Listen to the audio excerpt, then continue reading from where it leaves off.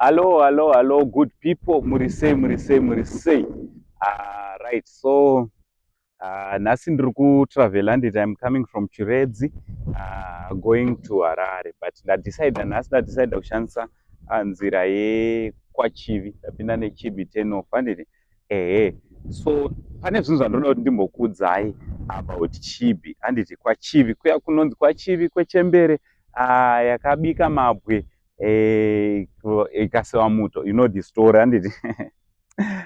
So ndokwandiri. So pane zvinhu zvandaonawo zviri interesting zvandaona panapa. Ndakapesa kudarika nekwaChivi neroad inoi kare, because road inoi yanga yakashata makore akapera wandiri. So today ndadecide kufamba nayo, road yanaka, yakagadzirwa so far kubva muna Masvingo road kusvika paChivi road, so far so good handiti. Also pane zvandaona madevelopments ari kuita panapa, andoda kuti nditaure nezvawo, but chekutanga, if you are new uri kundiondera paYouTube, I kindly ask you to subscribe, turn on your notification bell so that every time I upload a video, you'll be notified. Yes, so today I'm traveling alone. Yes, this journey I've decided to take it alone for some reasons. Sometimes I want time to meditate, sometimes I want time just to be alone. So ndiri ndega. So mukutravela kwandiri kuita ndadarika nepaChivi. PaChivi pari kuvakwa, guys, ndoda kukuudzai chokwadi. And this is something chandafunga kuti let me share with people. I've got a lot of people, vazukuru, vamwe vari in the diaspora, vamwe vari mumatowns akaita seHarare. Sekuona kwenyu, sekuziva kwenyu kwana Harare, izvezvi tiri kuita problem yekuti vanhu vari kuti apedza kuzendemura zimba rake, imba inogona kungopwanyiwa, which is obviously frustrating, which is obviously not good, because unenge wainvest a lot of money, your life savings, uchiti let me build something for my family, and at the end of the day that house yobva yangodemolishwa just like that. You lose a lot of thousands, you lose a lot of you lose almost everything of your life.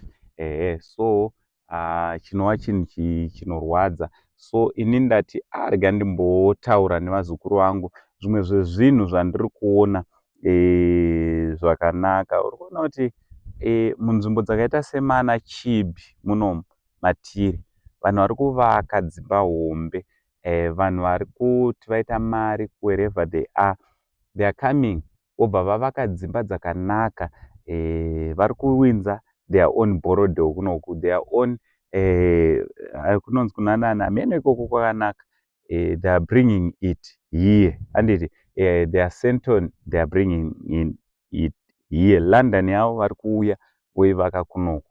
Ende chandafarira panapa paChibi, magetsi avepo, pari kutodhonzwa magetsi. Actually I don't know kuti kwaChivi kunoku mastands acho anenge achiita mari, but I'm sure kuti haazofanani nekwaHarare aunonzwa maprices mamwe ekuti unoti wakomana, just for 300 square meters, for 220 square meters, price yachona it's something handiti. It's something zototi it's very difficult kutotenga a piece of land kuHarare, but kunokwana Chibi kunoku there's still a lot of land, a lot of land, a lot zvokuti ndoda kungokurudzira kuti kana wawana mari usiri sure yekuti mastands emumatowns, especially muHarare mune problem yekupwanywa pwanya dzimba, uya uzotenga piece of land kunoku, and then wozvivakira imba yako, and then wovakira vana vako imba. Iwe hako wokontinya nekuloja kana uri kuroja kwauri kugara ikoko, but knowing kuti at least ndaedda value in my life, I've got a property somewhere handiti. So ukada kutarisa nzvimbo dzakaita sekwana Chivi, nzvimbo dzemumagrowth point makasiyana siyana, ndatravela kwese kwana Murehwa uko, kune a lot of land, and those places they are developing handiti. Ukada kuenda futi side rekwana Zhombe uchidai uchienda kuGokwe, ana Gokwe center chaiyo chaiyo, you find kuti those places they are good, guys. Ndoda kukuudzai chokwadi, inyaya yekuti tinongozodhisana, and most of the times vanhu vanotaura nekudhisa these places inyaya yekuti havana kutravela. Those people, they don't even travel. haatozive kutoti kumasvingo kwachona ndekupi. But munhu akaita seni dai kwainzi ndichatombodzifambira kutombonzwa kutoti kwachivi kuti nditenge land inoda zvakadii, inoda mari yakadii, mapapers achona anofambirwa sei. And you never hear nzvimbo yakaita sekunoku kuchinzi kwademolishwa dzimba. You never hear nzvimbo yakaita, because these are developing places and they are welcoming everyone. Handina kuenda ku-district office kana kunonzwa kuti land inowanikwa sei, but I'm sure kuti they are welcoming people who would want to build here, but they want to develop this place. They want this place to, they want this place to grow. They want this place to kuti inge iri ma-investors ange ari anouya vachiita zvavanenge vachiita, kanditi. So kana mada kutenga ma-stands, I advise you kuti kana une mari yakawanda yekufambira, kune ma-companies andisiri kuzotaura but ari credible, ma-companies ekuti ndeechokwadi, wosiyana nezvema-land barons, handiti. Woenda kukampani chaidzo chaidzo. Alright, ndogona kukupai one example. Company yakambotibatsira, that's why ndiri kukuudzai. There's a company inonzi West Properties. Yes, West Properties in Harare. Yeah, ndo ma-companies aunokwanisa kutongoenda unotenga land from, handiti. Beside that, tenga land enda unotenga land ku Harare City Council, which I know very well kuti is a council vanenge vasisina land yakawanda, kana vanayo inenge yashoma, handiti. So tsvagawo ma-companies ari registered, kwete kungoti pangonzi pane ka-company kana ka-cooperative kausiri kunzwisisa. At the end of the day you end up losing money.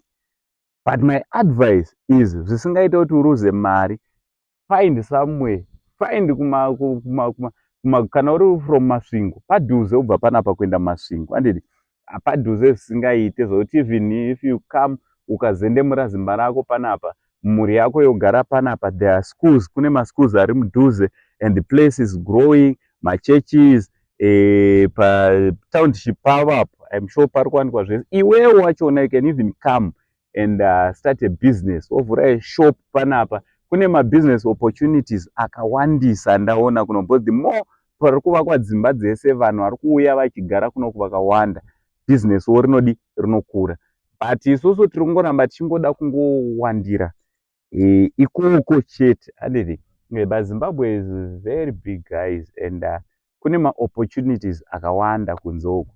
Kune vanhu vakawanda, because ukada kuona like izvezvi, you can even come wovaka. Unoona kuti kwese kuno kuri kuvakwa, uchanoona kutoti mune tuvana tudiki, muri kutoda preschool imomo. You can actually come woregister preschool yako, wotovaka, some are even starting mudzimba, wotovaka wotorenda, kana kuti wotovaka imba yako tanga kutoita preschool. It's another business. Because vakadzi vari munomu nana baba vari munomu vari kuzvara vana vari munomu, handiti. Mashops chaiwo pane, you have to go ku-center, you can even open a tuck shop panapa. Ma-neighbors ako ese, instead of kuti vamhanye unotenga machisa uku, vakuuya pauri iwewe, handiti. Ma-business opportunities, there are so many out there, so many. But isusu, alright, umwe anoti ndiri mufundisi, vanhu vese vavada kuenda kunonamata, vanhu vese vari munomu, hapana pandamboona chechi pesa, vari kutoda kutonamata. Unongouya ungotanga imba, uyai mose tinamate Mwari, vanhu vanotouya wotonamata, wototanga kutora chegumi, handiti. Kana uri kuti ndiri mufundisi ndorarama nechegumi. So ndo zvandangoti ndingouya ndizotaura nemi, guys. I don't know what do you think about this place. Comment section tiudzewo kuti ndekupi kwaunoziva. Let's advise each other kuti toenda kupi, ndekupi kuri kuwanikwa ma-stands, ari kuwanikwa sei, vanhu vavake dzimba, because ndo nhaka yevana vedu. Kana usisipo, vana vako vange vane somewhere kwavanoti uku. Problem unewo uchiti ndoda ikoko, yet une $20,000 isiri kukwana kutenga a piece of land kwauri kuda kwachona. Yet that $20,000 you can actually come wototenga piece of land nekutovaka kuzendemura zimba rako kunoko. And also even une mari shoma, I'm sure